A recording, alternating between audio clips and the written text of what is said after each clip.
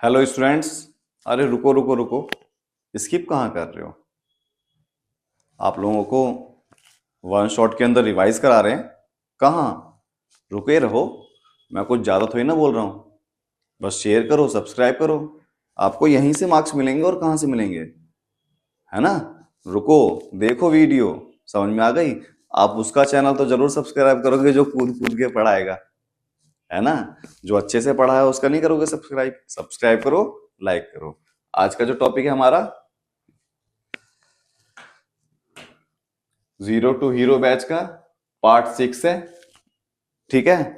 और NEP part 3 है। Zero to hero batch part 6 चल रहा है और एनईपी पार्ट 3 चल रहा है। पार्ट ये कौन सा है हमारा? 6 है। कौन सा है हमारा? 6। और एनईपी पार्ट 3 चल रहा है, ठीक है? आपको ज्यादा से ज्यादा सब्सक्राइब करें, शेयर करें। फ्री की वीडियो है, अच्छी वीडियो है, कंटेंट अच्छा है, कंटेंट देखो, है ना? पिछली क्लास के अंदर हमने ग्लोबलाइजेशन कंप्लीट कर लिया था। आज की क्लास पिछली क्लास के अंदर हमने प्राइवेटाइजेशन कंप्लीट कर लिया था। आज की क्लास के अंदर हम ग्लोबलाइजेशन कंप्लीट करेंगे, ठीक है? आज की क्लास के अंदर हम ग्लोबलाइजेशन कंप्लीट करेंगे, ठीक है? और ग्लोबलाइजेशन का मतलब होता है वैश्वीकरण। ग्लोबलाइजेशन का मतलब क्या होता है? वैश्वीकरण।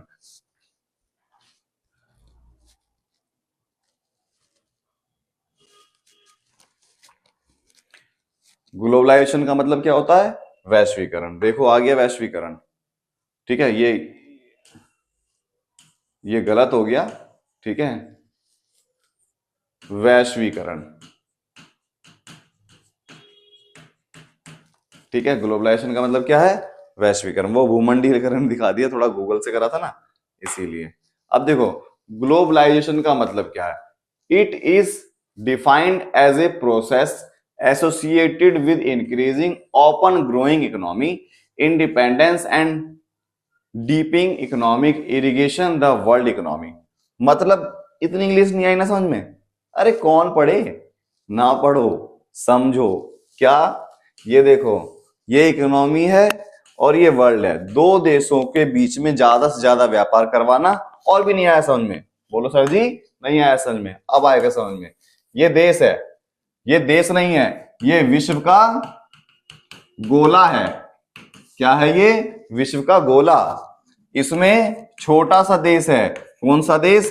भारत, ठीक है? जब भारत देश की इकोनॉमी इकोनॉमी को हम विश्व स्तर तक फेमस करेंगे, यही ग्लोबलाइजेशन है। समझ में आया? अब आसान आ गया ना? मैंने ये है ना, इसमें बहुत सारी बातें लिखी हुई है। इसमें बहुत सारी बातें लिखी हुई। नहीं आया समझ में? अरे कौन समझे?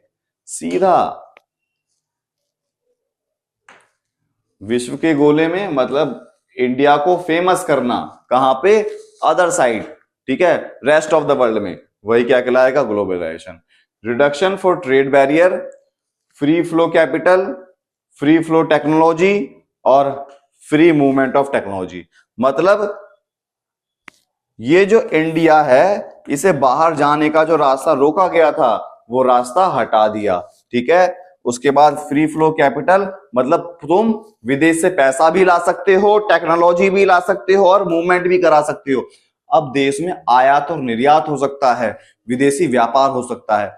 1991 की पॉलिसी से पहले सरकार ने बैरिगेट्स लगा रखे थे, कोई व्यापार नहीं। अब व्यापार होगा, ठीक है? पहले आयात प्रतिस्थापन नीति लगा रखी थी, इंपोर्ट सब्स्टिट्यूशन पॉलिसी लगा रही थी कि अब तुम विदेश से सामान नहीं मंगाओगे, जो भी सामान मंगाओगे अपने देश में सामान बनाओगे। विदेश से सामान मंगाना नहीं है, बनाना है आत्मनिर्भर भारत के लिए। 50 साल तक 1951 से लेकर 51 से लेकर 90 40 साल तक अब देश आत्मनिर्भर हो गया। अब सरकार का टाइम था देश की इकोनॉमी को फेमस करना, विश्व स्तर तक फैलाना। उसे ही बोलते हैं ग्लोबलाइजेशन।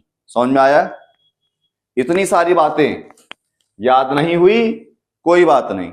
सिर्फ इतना, अपने देश की इकोनॉमी को विश्व स्तर तक फेमस करना, रेस्ट ऑफ द वर्ल्ड में फेमस करना ही ग्लोबलाइजेशन है। फिर वैश्वीकरण क्या है? इसे विश्व अर्थव्यवस्था में बढ़ते खुलेपन बढ़ती आर्थिक स्वतंत्रता से जुड़ी प्रक्रिया के रूप में परिभाषित करना। मतलब विश्व में खुलापन आए, खुलापन मतलब आना जाना लगा रहे, आना जाना मतलब देश का विदेशी व्यापार बढ़ता रहे, व्यापारिक बाधाओं में खत्म करी गई, पूंजी का मुक्त प्रवाह, किसी भी देश से पैसा आ सकता है और किसी भी देश से पैसा जा सकता है, मुक्त प्रवाह और मुक्त आवासमन। समझ में आ गया? फिर आउटसोर्सिंग का मतलब क्या है? आउटसोर्सिंग का मतलब क्या है? It is the system hiring business services from outside the world. Outsourcing कहलाता है। मतलब एक ऐसा बिजनेस जो हम विदेश से प्राप्त कर रहे हैं, एक ऐसा व्यापार जो हम विदेश से प्राप्त कर रहे हैं, वो हमारा आउटसोर्सिंग कराएगा। हायरिंग बिजनेस सर्विसेज, ये देखो, ये मान लो दीपक सर हैं, उनका ये यूट्यूब चैनल बहुत ज्यादा ग्रो हो गया, ठीक है, मान लो 1 मिलियन सब्सक्राइबर हो गए 2025 में। मेरा टारगेट है 2025 में अच्छा सब्सक्राइबर गेन करने का, ठीक है। मान लो 1 मिलियन सब्सक्राइबर हो गए, बहुत मुश्किल है, ये आप लोग ही कर सकते हो। और फिर मैंने क्या करा, विदेश से कोई सर्विसेज हायर कर ली एडवर्टाइजमेंट की, बाहर से सर्विस ली ना, वही आउटसोर्सिंग है। आउटसोर्सिंग का मतलब बाहर से, विदेशी से, विदेशों से कोई एक सर्विस ले लेना, आउटसोर्सिंग कहलाता है, ठीक है। फिर उसके बाद advantage of outsourcing, easy availability, बहुत जल्दी आसानी से मिल जाता है, चीप लेबर, सस्ते लेबर मिल जाते हैं, रीजनेबल डिग्री स्किल, उनके पास स्किल भी बहुत ज्यादा होती है, वर्जिन मार्केट, वो उनके पास मार्केट का ज्ञान भी होता है, लैक ऑफ कॉम्पिटिटर, बहुत ज्यादा कंपटीशन सहन करके आए हुए होते हैं वो, cheap and abundant availability of raw material, सस्ता सामान भी मिल जाता है, रिवोल्यूशनरी ग्रोथ ऑफ इंडस्ट्री, और बहुत तेजी से इंडस्ट्री ग्रो भी हो जाती है, ठीक है। बाहरी दुनिया से व्यवसाय सेवाएं लेने की प्रक्रिया प्रणाली को आउटसोर्सिंग बोलते हैं। मतलब बाहर की दुनिया से, भारत के बाहर से सर्विस लेना आउटसोर्सिंग कहलाएगा। सस्ते श्रम मिल जाते हैं, उनके पास कुशलता भी पाई जाती है, ठीक है। ये वाला वर्ड नहीं देखना, ठीक है। बाजार में वो प्रतिस्पर्धा करके आए हुए होते हैं, अच्छे ज्ञान होता है उनको, कच्चा माल भी अच्छे से मिल जाता है। भारत में आईटी औद्योगिक क्रांतिकारी विकास होता है। देखो थोड़ा बहुत ना कभी कभार गलतियां हमसे भी हो जाती है, हम लोग भी इतना नहीं कर पाते टाइम ना होने की वजह से, बट समझना, ठीक है, ओके। फिर पॉजिटिव इफेक्ट ऑफ ग्लोबलाइजेशन, ये जो ग्लोबलाइजेशन हुआ इसका पॉजिटिव इफेक्ट क्या था? ये जो ग्लोबलाइजेशन हुआ इसका पॉजिटिव इफेक्ट क्या है? Adaptation of new flexible production method, नया नया प्रोडक्शन मेथड आया, क्योंकि हम अपने देश में उत्पादन कर रहे थे तो प्रोडक्शन मेथड इसका क्या था? बेकार था। अब टेक्नोलॉजी अच्छी आ गई तो प्रोडक्शन मेथड भी क्या हो गया? चेंज हो गया। Reconstruction of production trade pattern, दोबारा से ट्रेड पैटर्न, जो विदेशी व्यापार का जो पैटर्न था उसे दोबारा से तैयार करा गया, ठीक है। रेस फ्रॉम फॉरेन कैपिटल, ठीक है, पैसा लाएगा विदेशी व्यापार, विदेशों से। क्वांटिटेटिव इंप्रूवमेंट द कंट्री, पहले रिस्ट्रिक्शंस थी क्वांटिटी की, वो क्वांटिटी भी अच्छी हो गई, क्वालिटी भी अच्छी हो गई गुड्स और, क्योंकि कंपटीशन होगा तो क्वालिटी क्या हो गई? अच्छी हो गई। Rise the generation of employment, ज्यादा से ज्यादा लोगों को रोजगार मिलने लग गया, क्योंकि देखो विदेशी व्यापार हुआ तो रोजगार ज्यादा से ज्यादा मिलने लगेगा, विदेशी लोगों ने, विदेशी कंपनियों ने इन्वेस्टमेंट भी करना चालू कर दिया, ठीक है। बैंकिंग एंड फॉरेन सेक्टर में भी क्या हो गया? एफिशिएंसी, हुई मात्रा में वृद्धि हुई। फिर इंक्रीज द टेक्नोलॉजी भी क्या हो गई? अच्छी हो गई। मतलब देखो ग्लोबलाइजेशन करने से हुआ क्या? देश के लोगों को रोजगार मिला, टेक्नोलॉजी अच्छी हो गई, बैंकिंग सेक्टर में भी रिफॉर्म हो गया, ठीक है। देखो क्या बोला है, नई एवं लचीली उत्पाद पद्धतियों का अपनाना, मतलब जो उन्होंने पॉलिसी अपनाई वो फ्लेक्सिबल पॉलिसी अपनाई, ठीक है। उत्पादन व्यापार पैटर्न का पुनर्निर्माण, पहले जो जिस तरीके से व्यापार होता था उसका दोबारा से पुनर्निर्माण करा। विदेशी पूंजी का उत्थान, विदेशों से पैसा आने लग गया, रोजगार बढ़ने लग गया, ठीक है। बैंकिंग और विदेशी क्षेत्र की दक्षता बढ़ गई, बैंकिंग में वृद्धि हो गई और नई नई टेक्नोलॉजी का विकास हो गया, ठीक है। फिर negative effect globalisation, domestic industry क्या हो गई? खत्म हो गई। डोमेस्टिक इंडस्ट्री क्या हो गई? खत्म हो गई। डिक्लाइन इनकम, अनएम्प्लॉयमेंट भी आ गया, इनकम खत्म होने लग गई। ट्रेड ऑफ नेचुरल रिसोर्सेज हो गया, ठीक है, नेचुरल रिसोर्सेज वापस विदेश जाने लग गया। कमर्शियल एंड पॉलिटिकल कॉलोनिज्म आ गया, मतलब विदेशी लोग दोबारा हमारे ऊपर कब्जा करने से लग गए। वाइड स्प्रेड बिटवीन अमीर और गरीब के बीच में डिफरेंस ज्यादा बढ़ने लग गया। डोमिनेंस ऑफ फॉरेन इंडस्ट्री, विदेशी जो कंपनियां हैं उनका प्रभुत्व हमारे देश में आने लग गया। जैसे आज है, हमारे देश के लोग सभी लोग फोन के आदी हो चुके हैं, ठीक है, उनको लत लग चुकी है, तो विदेशी कंपनी ने ही तो लत लगवाई है, ठीक है। निजीकरण के नकारात्मक प्रभाव, घरेलू उद्योगों का नुकसान, मानव विकास का शोषण हो गया, आय में गिरावट आ गई, बेरोजगारी हो गई, संसाधन जो है हमारे देश से वापस बाहर जाने लग गए, ठीक है, ये सारी चीज हो गई। अब देखो फिर उसके बाद positive effect of NEP. NEP का पॉजिटिव इफेक्ट क्या था? इंपेरेसिव इंक्रीजिंग ग्रोथ रेट, जीडीपी बहुत तेजी से बढ़ी। जीडीपी क्या हो गई? बहुत तेजी से बढ़ी। आईटी सेक्टर में हमारा देश रिवॉल्यूशन हो गया, आईटी सेक्टर में बहुत तेजी से विकास कर गया। Increase in the government revenue, सरकार की रिवेन्यू में बहुत तेजी से वृद्धि हो गई। Increase in foreign exchange reserve, ठीक है, increase in foreign exchange reserve, विदेशी मुद्रा भंडार बढ़ गया। Flow of private foreign investment, हमारे देश में विदेशी पैसा आने लग गया। Recognise India in the emerging power, Bharat एक विश्व गुरु के रूप में, भारत एक विश्व गुरु के रूप में, आत्मनिर्भर के रूप में उभरने लग गया।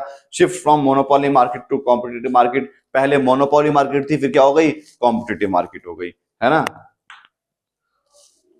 एनईपी के नकारात्मक प्रभाव, कृषि की उपेक्षा, विकास के शहरी केंद्रों में ग्रामीण उत्थित था। हस देखो नकारात्मक प्रभाव बताया गया एनईपी का, एनईपी का नकारात्मक प्रभाव, ये पॉजिटिव बता दिया, ये नेगेटिव बता दिया। एक पेज इंग्लिश मीडियम का गायब है, ये मैं बता देता हूं, ठीक है। मतलब एनईपी का नकारात्मक, एग्रीकल्चर सेक्टर के अंदर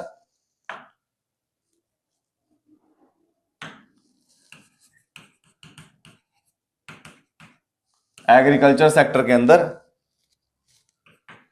क्या हो गया? विकास देखने के लिए नहीं मिला। जो कंपनियां खुल रही थी वो शहर में खुल रही थी, मतलब अर्बन, अर्बन एरिया डेवलप हो रहा था। हस्तशिल्प जो हैंडीक्राफ्ट बिजनेस था हमारे देश का, वो धीरे धीरे क्या हो गया? खत्म हो गया। वापस दोबारा हमारे देश में की जो कंपनियां थी वो खत्म हो गई, ठीक है।